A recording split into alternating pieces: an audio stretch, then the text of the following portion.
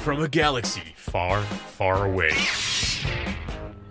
And a bookshelf straight out of the 90s. From Thrawn to Dantooine. And everything in between. This is Legends Look Back.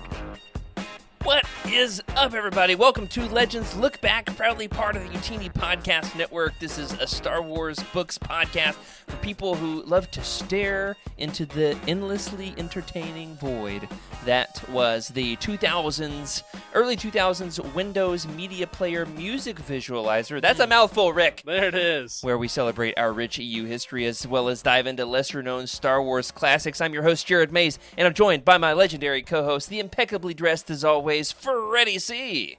Observation. A lot of meat bags in the chat right now. How you doing? I'll tell you what, my autocorrect this week has changed the word meatbags to meatballs I'm hungry. every single time. I want spaghetti. You know who does love some meatbags and meatballs? He's not discriminatory. Our producer, Rick Grace. That's me. I'm here. And I am familiar with KOTOR, of course. Let's be honest, Rick. You never made it off Terrace, did you, buddy? Listen, I finally made it to the lower level of Terrace. So we're getting Oh. somewhere. We're What getting is that? somewhere. Is that the second level of the whole game? You know what, Freddie? You know what? That's probably about right. Maybe third, maybe? No, it's probably second. It depends on how you're counting.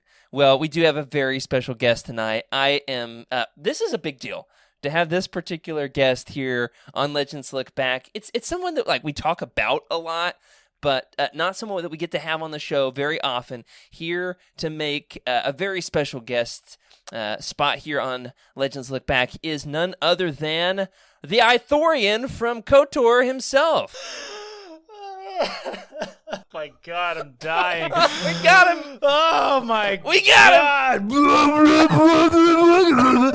Oh man. What's up, That is not nerds? our special guest. We do have a special guest. That is the CEO of Youtini, the Senate himself, Dr. Corey Helton. Welcome, Corey. Thank you. That was maybe the best intro that's ever happened to me ever. Thank you so much. We don't want I had your that kind idea at about here. We don't I like had that idea about doctors. 6:30 this morning and messaged Rick and said, "Hey, let's do this crazy idea." Oh, And he said nothing. gosh. So I was like, "Well, I hope you liked my idea." Oh man, that was good. But that's right, everybody. We've got Corey here to talk about something that's very near and dear to your heart.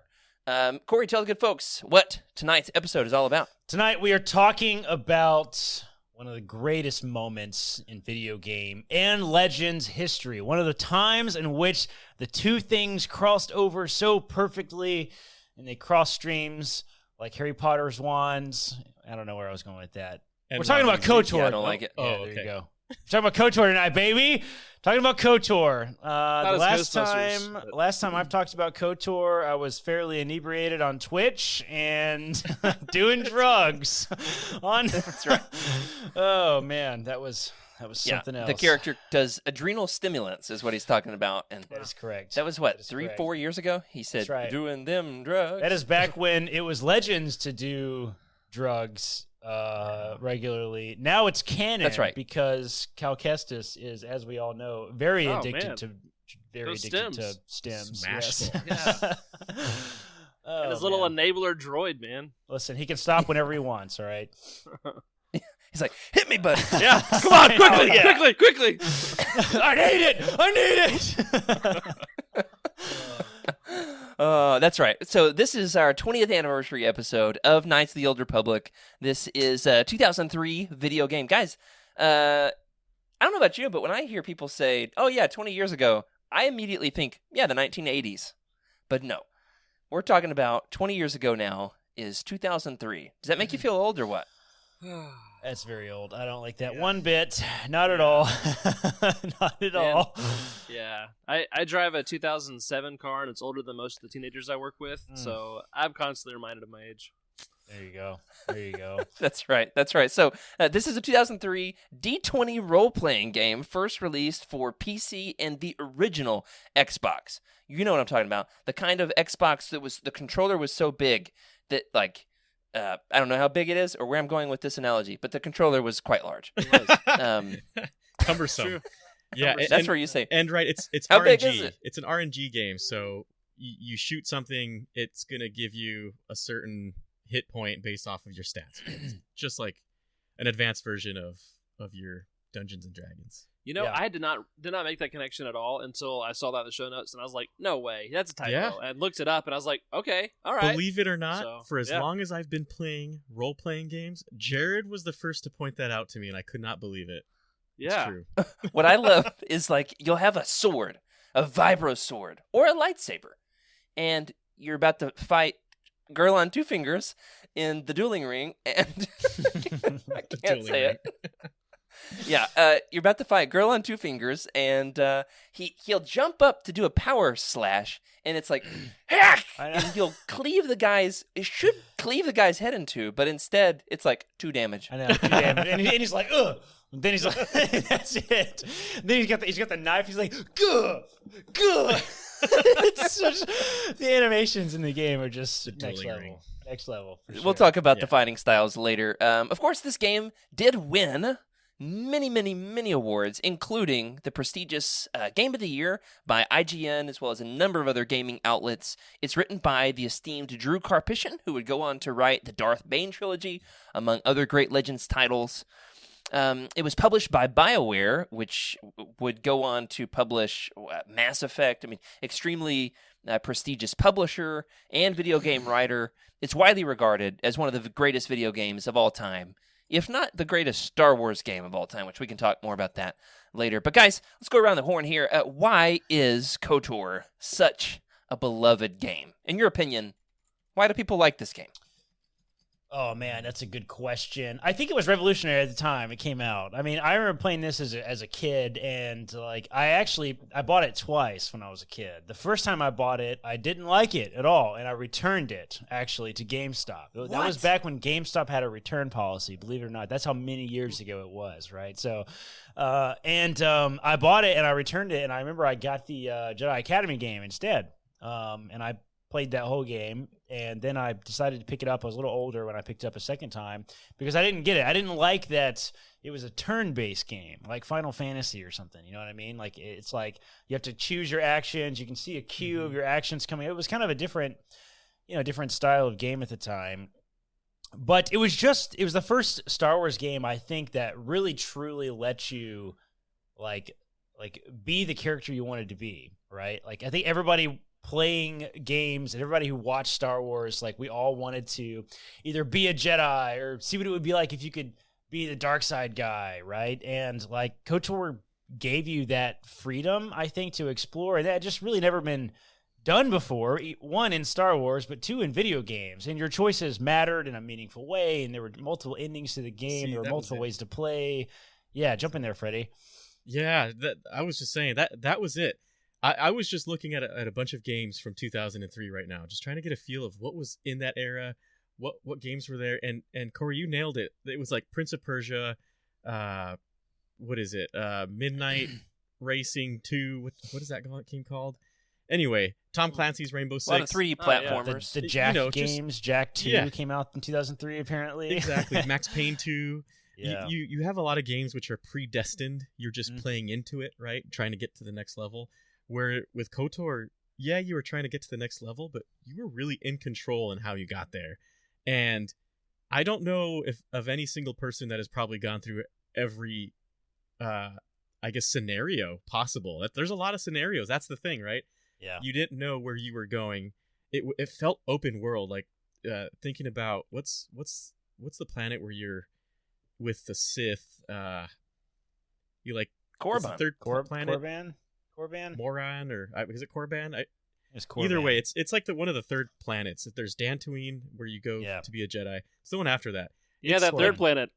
Korban. It was Korban. And if you're talking about it's the planet this, you go to, or in the Sith planet, it's Korban. beautiful world, right? There's like a thing flying in the sky. It's open, and even though it was on rails, like it felt open. feels It felt open. There was load screens. This is back in the day where there were load screens. You had to go between doors and there'd be a load screen for like 30 seconds. Then you had to keep going. But it did feel open. Like you had this big open map that had a shadow over it, right? And you had to explore the map and figure it out. And it was just, now that's the standard, like for games, right? These big open world games. That's like the normal thing you do. But at the time, that was just like, holy smokes, I get my own ship and a crew, and I get to fly whatever planets I want to. And given it was pretty limited still, but it was just nuts at the time that you could do 2003. It was where it needed to be. Yeah.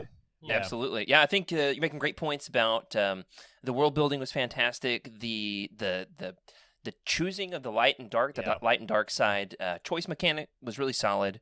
And there's a lot of micro decisions throughout the game of like, if I lie to try to get the droid for 5,000 credits less, what's that going to mean for like a web of relationships that I have? Exactly. The other characters, they'll approve or disapprove, and you can actually make decisions where you like kill characters. I know, which is it's crazy. Really main revolutionary. characters, like side characters, that if you kill them, they're gone for the rest of the game. Like crazy stuff. Yeah.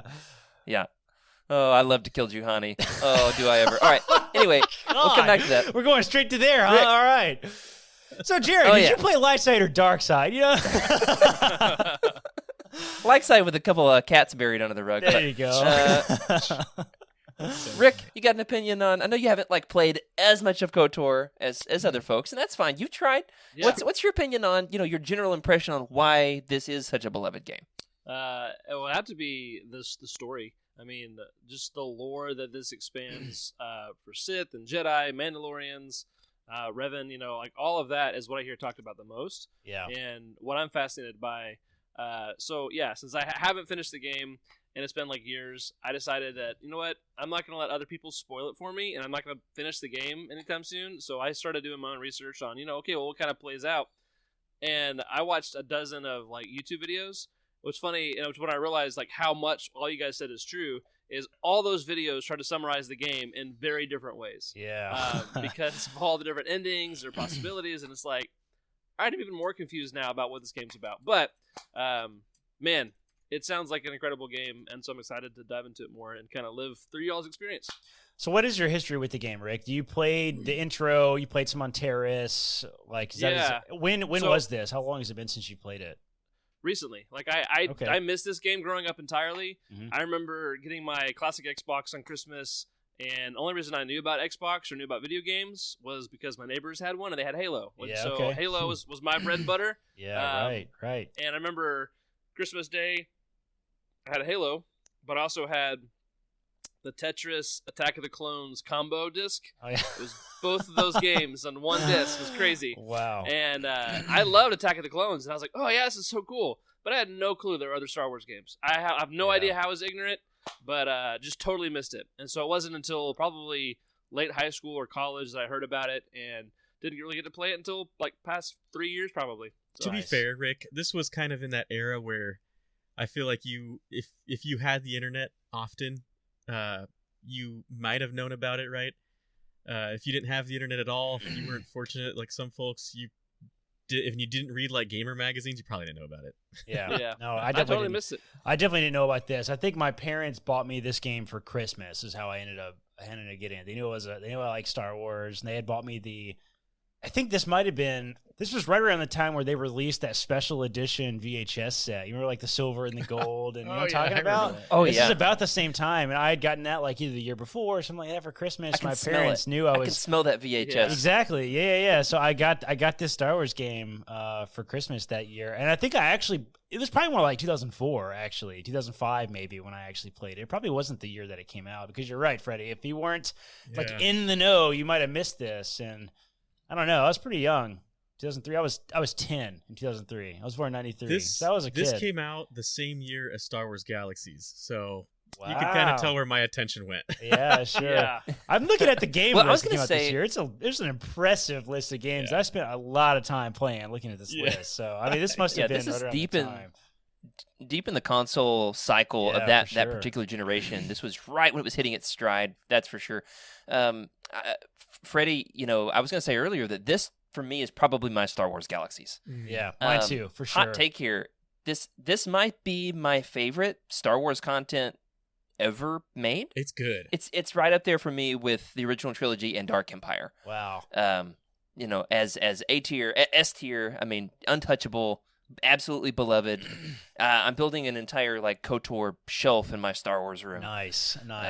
I mean, that's how much I love this stuff. So I think this one for me is like, this was a totally different era but I saw the case in like Walmart or maybe what was that video game store? Was Babadges? Y'all ever had a Babadges? Babadges? In the mall in Oklahoma? There was there's the other one that's not GameStop that's still around. There's a few of them. What's it called? EB Games. EB Games. That's it. Yeah. GameStop I owns saw the them case. now, I think. Didn't they buy them? I think they did. I think they did. Yeah. I saw the case for this, and I was like, that looks really scary, but I'm going to get it. And Nice. this was probably how I spent 2 or 3 summers of my life. Dude, me too.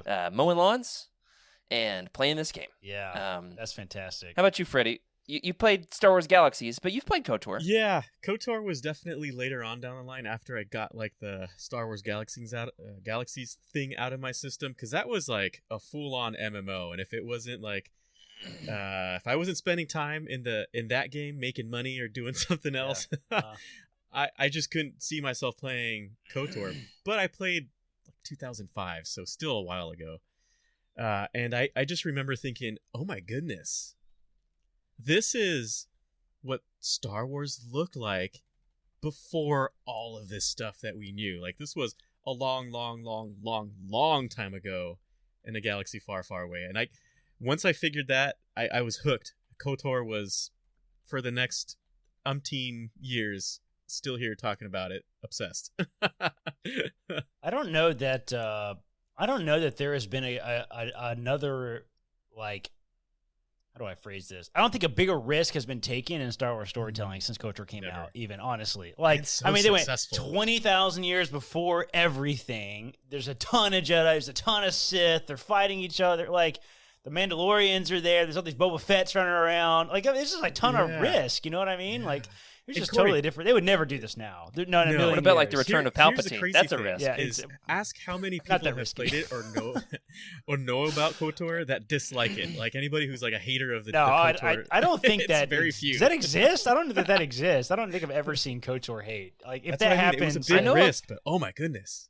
it paid off. I know of a lot of Ricks who have tried. Yeah, and I do too. Have just like gotten stuck. I do too. It hasn't aged that well, to be honest. It hasn't. I mean, I played this fairly recently, actually. I think I played through KOTOR again, I think 2 years ago, most recently. I played it on my phone, just played it kind of in my downtime, and I spent like a year. I just gradually finished it over like a year, something stupid like that. Like 10 minutes here and there, because I played it so many times, I knew it was going to happen, all this stuff, and it doesn't hold up that well, to be honest. Like, it's an amazing game. The storytelling is unbelievable. It's definitely a product of its era, but like, the game mechanics are, compared to modern gaming, bad. Oh, yeah. Like the graphics are terrible. Like there are so many. I think aren't there like 3? There's like 3 levels where you're like shooting the turret in the Ebon Hawk, and it's so freaking hard, like to get everything. Really tough. But it's the exact same level. It's the same. The Sith ships are coming in.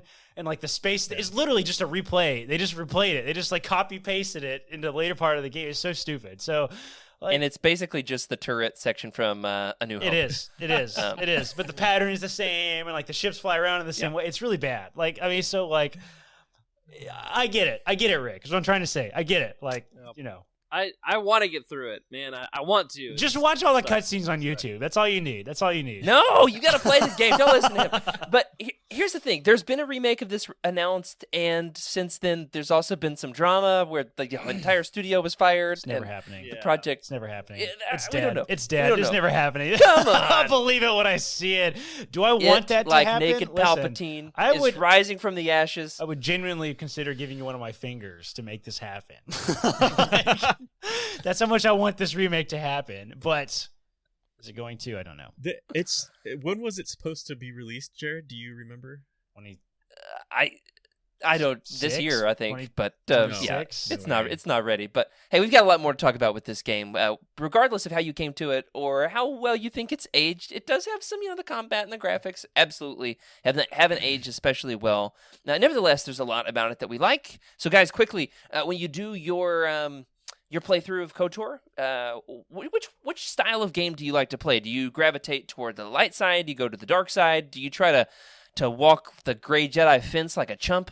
What's your preferred play style? Gray Jedi. Did this game start the idea of the Gray Jedi? I want to say that's a huge question, and we're gonna do an entire Gray Jedi episode coming up soon. Interesting. It's gonna get us canceled actually, for sure. Probably. Probably. I feel like that's a Trevor question. I feel. Yeah, it is a Trevor question. It definitely popularized it because you could you use light side and dark side powers. Chaotic You could be a neutral Jedi who gets the girl, which is against the rules. That's right. Revan can look at the camera and say, "So what?" and kiss the girl anyway. He's basically a real Averross, so from canon, basically. So, yes, Or Corn Horn. or Cornhorn. That's fair. I always played this game light side, and I always felt guilty if I played dark side. To be straight up, I played it multiple times on both. I played it probably 4 or 5 times on both sides at this point.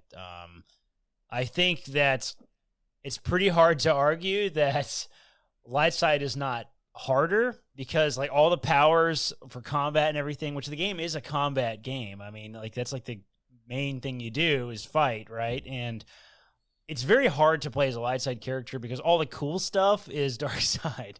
Like the Force Storm lightning, is incredibly overpowered. Yeah, all that You stuff. raise your arm in the air, and there's lightning that just kills everybody in the room. Shoots everybody. That's yeah, yeah. That's the move. Exactly. There's like life drain. You're a life drain. You can literally take their health. Like it's dark side powers. And like meanwhile, if you play as a Jedi, it's like, oh, I can give my teammates a little shield. It's like, but why? The defensive Like, powers. You can speed up. It's not good. You can throw your lightsaber. That's a good one. You can't throw But, yeah. lightsaber. That's true. It's true. Doesn't quite so do you guys compare know to that the there Force actually Storm. is like an official canon. Official true. what? There's an official canon side, but like the Yeah. canon. Okay, I wasn't sure if that was common knowledge or not. I found that in the. Well, it's canonized through the novel Revan. Okay, Hmm. but also Yeah. this talks about the canon ending. Hold on, Rick. Like- Put that Right. against the screen there. One of the Legends Look Back Bibles, if you will. Right. One That's of right. them. Absolutely, One of many. dude. I love this book. The Essential Reader's Companion by Pablo Hidalgo. Phenomenal cover too, by the way. I love that Yoda reading the Yeah. books. Yeah, so good. I want to find that as a poster. I Jacob have says an it extra. exists. Does it Do you? I exist? do. Of course you do. Actually, That's course. true, though. Illustration. That's an important point to bring up, though, Rick. That there is a true canon version, and if you play the game, true canon as in Legends canon, but still, Right, if you it's confusing. if you play the game, like it feels obvious too when you're playing it. Like there's like an ending that feels a little more thought out and a little more clean, and like the other ending, the dark side ending, is like it's very rushed. It feels very sudden. You're like, suddenly I kill everybody and I win, kind of thing. Like it feels, Yeah. it feels kind of weird. You're like, Starfall, what? which is That's mine.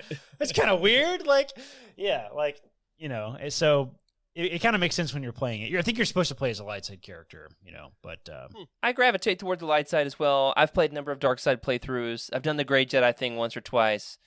Definitely prefer to play as a light side character because of the guilt factor. I don't like to, I'm kind of the same way. other than Juhani, I kill her every time. Griff in the chat has a good retelling of the story here. Let's see. I'm going to read it here, Rick, once you pop it up. I only played Dark Side Run on KOTOR once since the game came out. Reason on, is it Lehon? Lehon? Lehon. Lehon. I used Force. I used the Force to convince Zelbar to kill mission. I have never felt so guilty playing a video game. I remember. Yeah, that's crazy. I remember that was an option. That is not that far into the game either, actually. And it's like, it's like a 30% mark or something crazy. And it's like, well, I could equip that character like 10 minutes ago, and now I can't. So I guess Right. this is permanent. So Yeah, that's huge stakes. Mission Veo, of course, the punky Twilight girl, voiced by Kat Tabor, who would go on to voice Padme in the Clone Wars. So I did not know that. That is a real staple in Interesting. the Star Wars voice acting world. Freddie, do you have a preferred play style? I typically do what I need to do. So you and play that- Dark Side? I end up going on both sides. I straddle the line a little bit. There you go. I tend to really like some of the dark side capabilities, and that's where I end up heading most of the time. But after I play the game, it does make me feel guilty having to do so much destruction. And It's pretty brutal. I played light. It's pretty brutal. Yeah, it gets too brutal to the point where I definitely started playing light side more frequently because it's just woof. The emotions. I remember when you go to the Sith Academy on Korriban, like as soon as you walk in, there's like this smart mouth like student who's like really mean to you, and you can just instantly kill them, and it just leaves their body on the floor in the hallway. And like if you go and talk and interact with all the people that are still in the room, and this dead body is just laying on the floor, they're like, "Wow, you just really killed that guy. He got what was coming to him." Like it was like, bro, it was pretty brutal, man. Good job. Well, what's crazy is if you play that level as a Jedi, a light side character, and you go into the Sith Academy and you're like, hey, I'm totally a Sith. They're like, no, you're not. You're a real goody two-shoes. Yeah, and the entire time you're undercover, and you basically just have to lie and be like, ooh, yeah, I'm real evil. It turns out really easy to get into the Sith Academy. I thought that was very jarring. I always remember that being kind of weird. Like, I've been a good guy this whole time. They're just going to buy that I'm like, okay, whatever. Hey, guys, I'm bad now. Oh, actually, I'm Darth Revan. Exactly. Speaking of which, that's a big spoiler story point, which we should talk about here. Let's talk about the story with KOTOR. Obviously, there's the big reveal, so spoilers, of course, for one of the biggest plot twists in Star Wars history. We'll come back to that in a second, but the story of KOTOR is really powerful. There's obviously a lot of great world building. There's goofy, clunky combat, but the story's been really enduring in a lot of ways because it does shine light on the gray areas of the galaxy far, far away. Now, guys, in your opinion, what is it that this does the best with as far as shining light on those gray areas? Do you think it's more the fact that the Jedi Council is flawed, and you see that like they make some really ethically dubious decisions in this, and then am I gone? Okay. All right. Hey, the story. Gray areas. You get it. Yes. We lost you for a second there, Jared. Yes. I don't know. There's a lot that happens in KOTOR that makes you ask questions. It's easy to have a lot of doubts, I think, about the Jedi sort of philosophy and the Jedi way because of KOTOR, because a lot of the Jedi are really awful to you in this game as you play through it. You know what I mean? Like pretentious. Yes, they're really pretentious. Like it feels kind of jarring, to be honest, and like it feels like why aren't they being helpful? Like they're just sitting around in their council chambers. Like there's all this stuff happening out there. Like it feels weird. Like why am I the one running around and saving the galaxy? Like when the Jedi are sitting here on their ass. It's kind of how it feels a little bit. So it's like it does feel a little iffy. Yeah. Self-righteous. You said pretentious. I find them self-righteous. The backstory is that Revan and Malak, when the Mandalorian Wars hit, they talked to the Jedi and said, like, hey, we got to stop these guys from conquering the galaxy. And the Jedi Council said no. And so Revan and Malak, they raised up an army of rebel Jedi to go and defeat the Mandalorians. And, the backstory, and they retcon this later, which I don't love, but the original story was they lost their way. They fell into the warfare. That's and the dark side Jedi's way of putting it. That's not what happened. The Jedi failed them is what happened. And you know what, Corey? You brought up such a great point. When you play as your character, right, you feel, knowing Revan's story, you feel that, like, just get up. What are you doing? Yeah, you do. Get up. And you just want to throw that little Yoda out the window. What was that guy's name? Do you remember?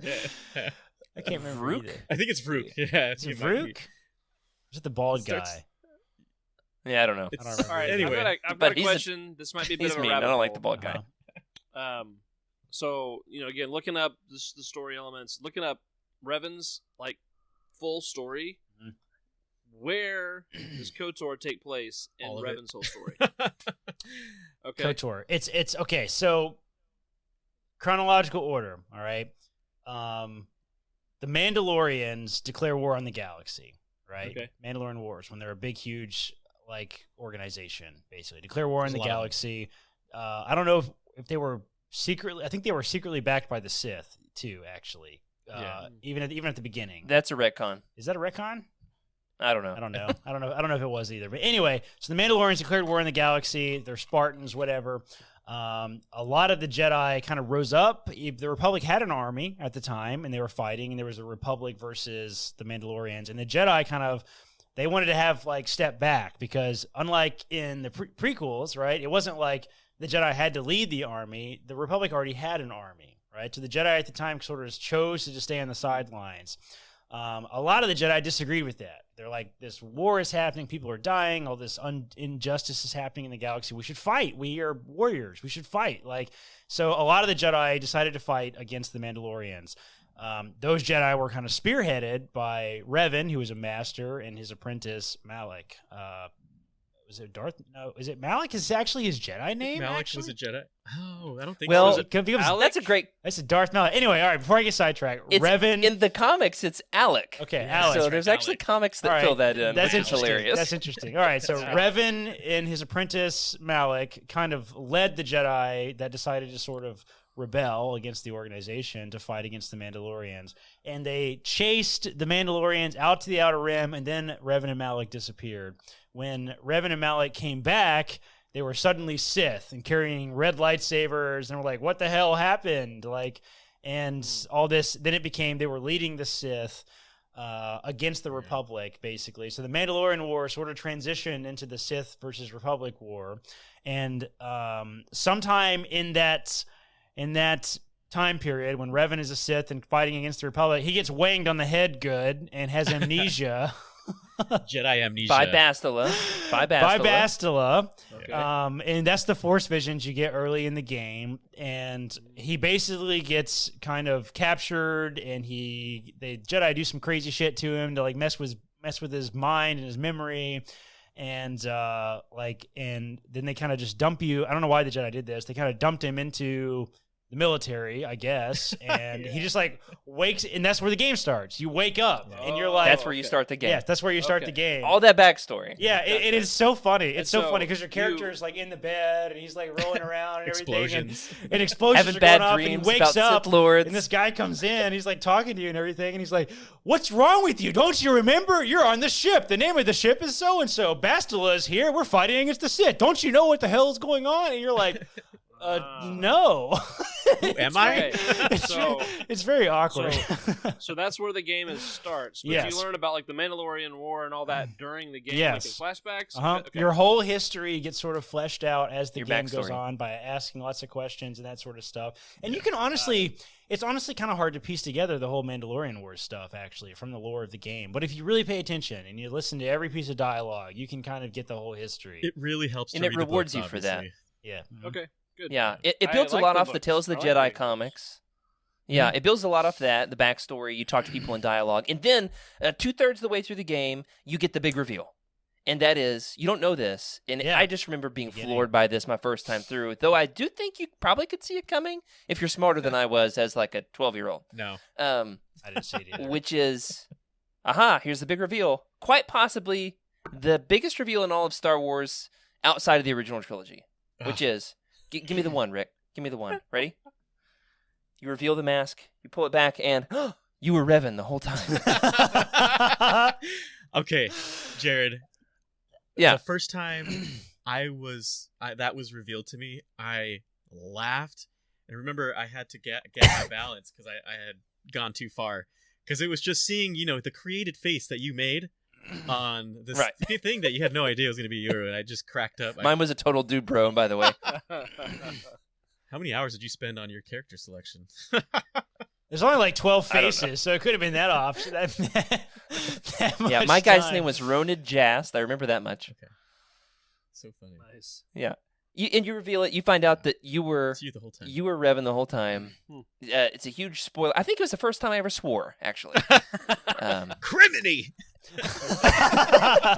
I just so it's a great reveal. It was a big deal. It was a big deal, and it was shocking. It was done really, really well. Honestly, it's quite frankly impressive that they pulled it off as well as an old of a game as it is. Like, I'm not sure that they could do that as well in modern games. It would get spoiled on Twitter. It would get spoiled on the internet. It was like a truly, it was a true reveal. Like, honestly, and like, I remember being floored by it too. And I was like young enough to like not really understand it as a kid. I was like, I think I get it, which I'm the guy, and the guy, and you kind of, I think I get it, but there was the element of like, I'm not sure if I totally understand that exactly. It was funny though because the animation was kind of hilarious because there's a couple like faces that like, that's not Revan. Like he takes the mask off, and you're like, No. I know I chose that character in the character selection, but that's not his face. You know what I mean? Like, no. I would have made him look way cooler. Exactly. I would have given him a soul patch or something. One of the guys Shout out had to the Griff soul patch. One of the for that comment. Yeah. Griff in the chat. Well, so Rick's by the gray areas of the story. By the way, I'd like to hear your opinion on this. You find out partway through the game that the Jedi brainwashed you. They knocked Revan out, and then instead of killing him or imprisoning him, they were like, well, let's just roll the dice again and see if we can get him to be good this time. Wasn't that because and of Bastilla's protest, though? Because she was like, don't kill him, don't imprisonate him, just wipe his memory. I don't know. It might have been. I don't know. That's a good question. And she had the hots for their him, thought was obviously. he's the only one who could take down Malik. And so you as a character, even if you'd started down the light side path, you might be like, that's really messed up, and then turn to the dark side to embrace your Sith destiny. What do you think about the ethics of that choice, Rick? Yeah. To brainwash a Sith Lord and hope that he defeats his former sidekick. He's got amnesia. I love it as like a plot point. Like I think it's really good bringing up those like gray area, the ethical dilemma. Man, the Jedi suck though, those jerks. But yeah, I think it's cool. I don't know how to respond to that. I'm excited to get to that point and play. Well, it does really reveal the fact there's some real ethical gray areas here. You know what else is an ethical gray area that I think we can all agree on? Alec. Is that Juhani is the worst character in all of Star Wars. Sucks, man. The Cathar. Doesn't she have whiskers or something? Like it looks really weird. Yeah. She's a Cathar the cat lady. Padawan that Jared just indiscriminately gets rid of off the bat. There's a lot of people actually. This is not that divisive, to be honest. Like there's a lot of people that really hate Juhani. So I don't think you're alone in that. She's terrible. She's a jerk to you the whole game. Like every time if she is in any conversation, she's really mean to everybody. It's like. Well, her story is really interesting because she starts off by, you find her on Dantooine. She's killed her own master. She fell to the dark side, and you're tasked with going and investigating. You can either choose to kill her or recruit her or try to reform her. There's a lot of layers to that story. There's some really difficult to unlock dialogue and story path there I won't get into. I have discovered, however, in some parts of the internet, we're going to get canceled for this real bad. Some parts of the internet, they love Juhani because she was a very early Legends LGBTQ character. I heard that today, actually. I did not know this. Eric shared a video earlier from some unrelated trivia show that he was watching that released this, and I was like, that's actually true. I did not realize that. But so it's going to get us real canceled for saying that we don't like her. No, that's not why we didn't like her. I didn't like her because she was an asshole. Yeah. The real question for me, Jared, is do you kill her the same spot every playthrough, or do you try to see how long it goes? I don't let her off Dantooine, brother. I'm not sure if you can. I'm not sure if you can kill her again. Other than just in the intro spot, there's like a limited number of characters that you can have, I think, and if you. I don't know if it prevents you from picking up somebody else later on if you killed her. I can't remember, but anyway, she sucks. What I'm trying to say. But let's Rick pull up the spreadsheet of all the characters that you can have as your squad, the crew, the Squirtle squad, if you will, on the Ebon Hawk. All right, guys, lightning round here. Quickly, tell us who you get to choose 3. Who are the 3 that you take with you when you go out on an adventure in KOTOR, and also, who do you kill? This is so easy. So easy. Dude. All right. So easy. Who is it, Freddy? All right, number 1. I'm taking Zalbar. Okay, Zalbar. I gotta have Zalbar. I know that one. Very good. Big Z, if you will. Big Z. He's a good character. Yeah, Big Z. I like Big Z. And then, of course, the dude that I did it all for the Wookiees. Come on, the Wookiees. Mr. What to Jolie the Bindo. Wookiees, exactly? Oh, yeah, Jolie Bindo. Man. Yeah. The Jedi, I'll tell you what, I don't like their philosophy. Yeah, he had to, face his own wife and ended up winning. So this dude lives on the ground floor of Kashyyyk with the monsters. Yes. He does, and he's totally chill. And he's he really, vapes. He's pretty bro. powerful. You know he vapes. Yeah, in game, he is definitely the one I want on my team. He's got AOE attacks. He's pretty strong. Yeah, he was good. He was good. Yeah, and then of course, I'm just partial to Bastilla. I really like that double bladed lightsaber. Nothing better than it. Yeah, it's hard not to take her unless you go dark side. In which case, most of the game she gripes at you for your your dark side decisions. Yeah. No, until you All right, seduce her at the end of the game, and then she's suddenly okay with it. I mean, which is pretty weird. It's pretty It's weird. a complicated story point, but yeah, there's actually like a fallen Bastila, like love corner of the internet that you don't want to Google. Let me just say that much. Fan fiction. All right. Nice. Rick, if you're looking at the character spreadsheet here, you don't even know who everybody is, but you've got a pilot and a Mandalorian and a Twi'lek and a droid and a cat lady. Who would you pick out of these out of this crew? Oh man, The guy that looks like you and number 2 right up top. oh, is that me? Man, I don't know, dude. Like the guy with the lightsaber. Who's that? Is that Malik? That's That was the Jolie. That's Jolie. Jolie. How Okay. about See, the robot next to him? The See, droid. he looks mean. He'd be the guy I'd kill because he looks like he's like pre General Grievous, and so I don't like that guy. He's a man. good guy. He doesn't approve of the Jedi. So Oh, okay. We're talking about HK-47, who is one of the Oh, most nice. beloved droids in all of Legends. Yeah. And he's an early murder droid. There's a lot of Yes. murder droids Yeah, these days in an assassin canon, droid. but he was the OG murder droid. Nice. Okay. He has a Yeah. very characteristic speech pattern, which is really cool. Which Query. is referenced a lot. Yeah. Oh yeah. Okay. Disapproving statement. I would prefer to kill them, Master. Right? Stuff yeah, like that. That's Exactly. it. All right, Corey, who's your crew? Oh man, I always chose Bastila. Nice. She was definitely, one, she's a babe. 2, she had double-bladed lightsabers, which was awesome. And I think I usually took Canderous, who is the guy next to her, who's a Mandalorian, but he doesn't wear a helmet, which is a little confusing. But Mandalorian culture, he was a pretty cool character. I sometimes play with Karth, who is the guy above him. Carth Onassi, but he's really whiny for the vast majority of the game. He just whines about his past and how hard it's all been and how his whole family got Get murdered and over how it, he's man. not happy about it. Like, I mean, come over on, your man. Move family. on, dude. Like, come on. Yeah, he really whines about the whole game, which is really brutal. Mission is actually... But he likes to play cards. He does like to no, play is cards. That's the next game. That's the other guy. Mission was pretty Never good. The droid was useless unless you needed to unlock a door. So And useless. no, I could never play with Johanny because she sucks, bro. No. Some people like to play with the full Jedi squad. So you Yeah, get but Juhani, the full Jolie, Jedi and squad Bastila. is Bastila and Jolie. You don't need Juhani for that, all right? 'Cause you can only Hot take take, you can only hot take take. 2, all right? You can kill her and still get by with 2 Jedi, all right?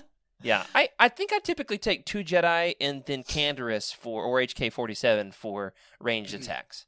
They pepper the battle rifles from the sidelines. Did you guys Well, ever I- try to do a range attack playthrough? I did that one time. It's really hard. Oh, It's hard. It's really hard. I did try and I quit. Yes, it's very Rage tough. quit. It's doable. It's doable. It's very hard to do. You still have to use all the force powers if you want to defeat like the bosses and stuff. Like, there's just no way to do it Yeah. with like. It's a very much a melee game, actually. Yeah, I typically walk in a room and just run right into the thick of it and just mow them down Force with storm the double-bladed like 4 lightsaber. times, then it's over. It's. We'll have those grenades. Take those stems. All right, guys, before we wrap it up tonight, there's so much more we could say about KOTOR. We haven't even had any time to talk about the fact that there's a KOTOR 2, and it's a vast departure from this game, and some folks consider it a superior game. Others despise it. Oh, man, we're not even going to get into that. That'll be a show for another day. And we'll have to get Caleb on. That's his favorite game. Caleb from the Cosmic Force. But for tonight, let's finish it off with just a little bit of discussion about the main character of the game, and that's Revan. Revan is one of the most beloved Star Wars characters of all time, and I'm curious, in your opinion, why is that? I think there's a few competing reasons. One, there's the gray Jedi cool factor, right? If, he's a good guy, but he abandons the Jedi, and then he's a Sith Lord, and then he's reformed, and then he kind of walks the middle path, and you can choose to seduce Bastila, but still be a Jedi, and it's complicated. Two, I think there's a wish fulfillment element to this, of you are this character, you imprint, no matter your race, ethnicity, your gender, you can be Revan. You can take off that mask. It could be anybody. It could be a Twi'lek. It doesn't matter. Who is Revan? It's you. And then there's also just the cool mask. I just wonder how much do people love Revan because he's got a cool mask. What do you think? In your opinion, why is there so much fan love for Revan? I honestly think you've nailed it. Honestly, like I mean, it's hard. Yeah, yeah. You've said a lot. yeah. That's most of the big stuff. I mean, I think his story is genuinely really really cool. Like the idea that this war could be going on, and like the Jedi are like weirdly okay with sitting on the sidelines, and people with genuine combat training and. Like, you know, they're supposed to be the protectors of peace and everything. Like, peace is obviously not happening when the galaxy's at war, right? Like, how can we just stay on the sidelines? Like, so there's sort of a hero factor, I think, for Revan. Like, maybe he, like, had good intentions originally, right? And, like, that's fantastic, honestly. Like, just the story of him leaving the Jedi Order to go fight the Mandalorians is really cool. And then how it concludes is also fantastic. Like, he went too far, right? He became like his own worst enemy in that the Jedi were maybe right a little bit. Like he kind of fell to the dark side because of that. Also, he defeated Mandalore and took his mask, and that's whose mask that is, by the way, which is awesome. Freaking leader he picks of the it up. Mandalorians. Right. That's probably the best part of the book, the Revan book, is the quest to find the mask. I love that chapter. That's fantastic. Might be my favorite thing in the whole book. Yeah, it's a great point. The mask. Can't argue with that mask. Actually, I still would like to get my hands on one and mount it in my collection somewhere. That would be cool. That'd be cool. We'll see. Yeah, we'll see. And, all right, Rick, you don't know a ton about all of this, so an outsider's point of view, Rick, is looking at Revan from the outside in. You've even got the action figure, Rick. He's just cool looking. I mean, from the outside, he's cool, and he's very hyped up. Everybody talks about Revan. And so there's big hype, but now that I know some about him, I'd say like his story's pretty cool. Like you guys have said, he's dynamic, very dynamic. Yeah. Good mask, good story. Freddy? What else? I mean, I think we get a first look, in my opinion, we get a glimpse of it in the Clone Wars, but or the prequels rather, but in my opinion, you really get to feel what it's like to be helpless, with the Jedi not doing what they should be, in my opinion, which is protecting those that need protecting, right? And that's what Revan stood for. He wanted to protect those that needed the protection, and of course it goes to say like his curiosity just took him too far. Him and his apprentice Alec, formerly known as Alec, now Malik. You wouldn't know the guy, totally different. But seeing this journey, Freddie, I'd like to think that Alex, before he turned to the dark side, was actually that Revan cosplayer we saw at Celebration, who got really tired and whiny. He's like, oh man, yeah. So and then Malik stole his girl. You kind of get this like center point of view, in my opinion, with where Revan went, why he went there, and you get to see why he was also on the other side and how easy it was to get lost and just it's like an exponential dive, right, Corey? Almost like discovering the dark side, then you just fall. Yeah. There's like an event horizon, and he crossed it, and having that story, because for Anakin, right, we kind of see the whole thing. We see his darkness, but it was different for Revan for some reason. And he had a wife too, so it like just broke a lot of boundaries. It did, and that's exactly what Revan did. Yeah. I think it's a fun and interesting question to ponder. I think is like because there's a lot of themes here that are very relevant with like modern storytelling with the prequels and the Clone Wars TV show. Is like this idea of the effect of war on the Jedi philosophy. I think is a very fascinating question, and like I think it's one of the reasons I've always loved the KOTOR games because that's what they were trying to get at, like with the Clone Wars. I think is that idea, but like it kind of feels like Palpatine forced it with the Clone Wars, but with the KOTOR games, it was like the Jedi kind of did it themselves because they genuinely fought against this thing against their will a little bit. So I don't know. It's an interesting question to ponder, I believe. Yeah. Well, there's so much about this game, the way that it explores the the darker sides of the Force and the politics of the galaxy. That's really great. So if you're out there and you're thinking like, maybe I should give this a try, there's a variety of ways to pick up the game. It's on Steam. There's sales on it all the time. You can find it on pretty much all modern consoles. I know it's out on the Nintendo Switch. It was ported recently a couple of years ago by Aspire. We're, of course, waiting on, supposedly, theoretically, one of these days, a remake, but don't hold your breath.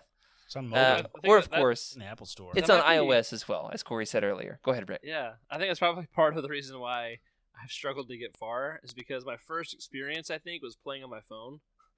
And I was like, trying to tap and move the character, just was really confusing. I play it on Switch now, so like it's a little better, but it's one of those, like, how many times do I have to buy the game before I finish it? But, It's only Rick, $4, so maybe a few more times. yeah. That's right. A few more. I do have to one-up you, Rick. You're always one-upping me. You had your Black Hey. Series, but I've got not one, but two Funko Pops. Oh, Yeah. Look at these bad Nice, boys. nice. Light side and dark side. Revan. In fact, if you want to get your hands on some more KOTOR merch just today, this very day, the day that we are going live here on the show, there was an announcement that there are 2 new KOTOR-related vintage collection figures announced from Hasbro coming down the pipeline, Jedi Revan and HK-47. So That's cool. congratulations, meatbags. You too can own a murder droid. Well, Great try. one of the big questions that we've had going around the show for years now is fan casting. If there was ever, a live-action So film. easy. And Freddy, why is this easy? There's only one person in this entire universe that can play Revan. And his Anybody name- could be Revan. It doesn't matter who There's Revan only is because one. it's There's Yeah, only but there's one. only one person where you take the mask off. You know what I mean? You're not like, no, that's not Who is him. it? You know what I mean? who you got, And Freddy? His name starts with a J. I don't know. Sometimes a K, depending on what movie you're watching, or an N. It's Neo. John Wick. Hey. Keanu Reeves is who plays Revan. Of course. That's a good Of course. choice. We've got it queued I up don't for know our. I can't our tell if audio this is listeners. a meme or not, though. We Freddie. have an image here. Freddy's not okay. Of That Keanu is- Reeves Revan. Freddy, what if I told you He- that he the guessed it. entire internet is in agreement with you? Just Google Keanu Reeves Revan, and there will Okay. be no fewer than 1,000 images of people photoshopping this sucker's face under that mask. Wow. Yeah. So Corey, I always fan cast Keanu Reeves and everything because I just feel like he can play whatever role. If it's Bastilla, you could probably put Keanu Reeves in there too. But the Oh, fact that I said it, and everybody thinks. they had this queued up. That was good. That was really good. That is Yeah. pretty good. So, Corey, thanks for joining us for the show. It's been fun to have Absolutely. you. Fun to talk KOTOR. And for playing along with the Ithorian gag. Oh, that's And Rick- fantastic. Fantastic. Rick, keep us updated on your playthrough. I will. I gotta finish the Jedi Survivor still. I'm just behind on games. We'll get there. Yeah, I haven't even touched that one.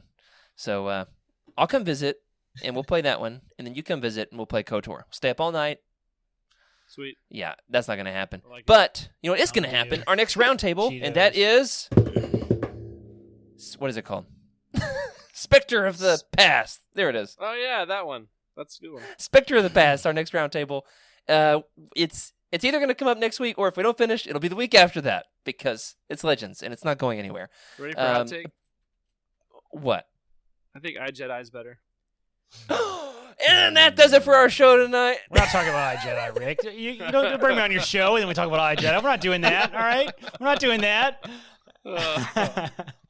That does it for this week. Thanks for joining us for Legends Look Back. Thank you to our patrons for your support, especially to Brian Drewley, Earl Q, Carl Sanders, Zach W, Michael Fry, and Raymond Bazinski on our Jedi High Council, as well as James T, Ashley Ingalls, Colton Fife, Chris Carrizo, and Sally and Chris Eilerson on our Alliance High Command for their amazing support. Remember to sub to the channel, leave us a review in your podcast platform of choice. Hit that like button, ring that bell, all that good stuff, and help some other folks find the show just like you did. If you'd like your thoughts right on the show, our contact information can be found in the description. We're also on the platform formerly known as Twitter at Legends Look Back. Remember to keep the Youtini fan code and be a force for positivity in the fandom.